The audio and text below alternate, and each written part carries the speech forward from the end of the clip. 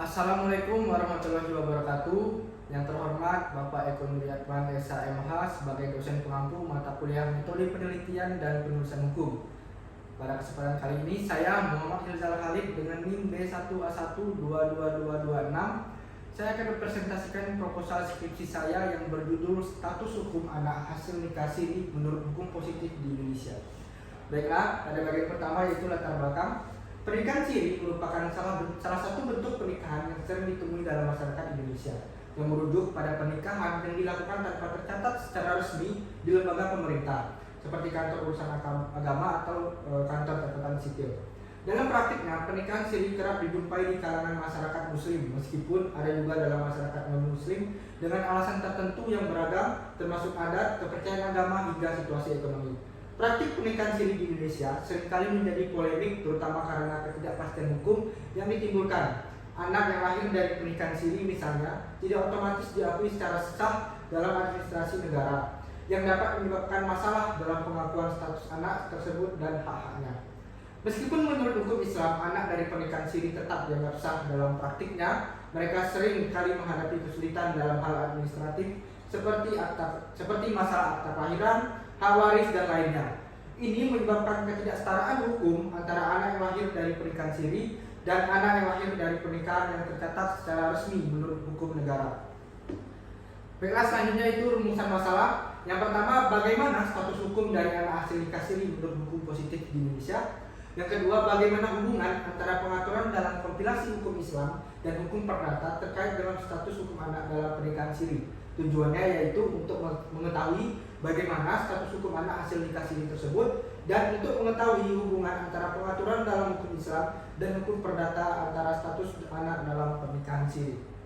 Baiklah, selanjutnya itu penelitian yang relevan atau originalitas penelitian. Penelitian sebelumnya pernah dilakukan oleh Dinda Adiningsih Dwi Utami pada tahun 2021 Universitas Jambi. Orang yang melakukan penelitian tentang pernikahan siri dalam penelitian skripsi yang berjudul Akibat Hukum Nikah Siri Terhadap Hak Anak dan Istri Ditinjau dari Kompilasi Hukum Islam. Penelitian yang dilakukan sebelumnya memiliki perbedaan mendasar dengan penelitian ini, yang mana penulis memasukkan hak anak hasil nikah siri berdasarkan ketentuan dalam hukum perdata dan peraturan perundang-undangan, dan bagaimana hubungan antara pengaturan hukum perdata dan hukum Islam mengenai status hukum anak terhadap hasil nikah siri, sedangkan pada penelitian sebelumnya hanya berfokus pada kompilasi hukum Islam. Selanjutnya masuk kepada metode penelitian. Yang pertama, tipe penelitian. Di sini penulis menggunakan penelitian yuridis normatif, yaitu melakukan tinjauan langsung terhadap peraturan perundang-undangan dan aturan terkait yang bertujuan untuk menganalisis langsung perbandingan antara hukum perdata dan hukum Islam terkait dengan status hukum anak hasil pernikahan siri. Yang kedua itu pendekatan penelitian. Pendekatan penelitian yang digunakan yaitu pendekatan perundang-undangan atau statutes approach, diimplementasikan dengan mengkaji beberapa peraturan perundang-undangan dan aturan yang berkaitan dengan status hukum anak hasil nikah siri.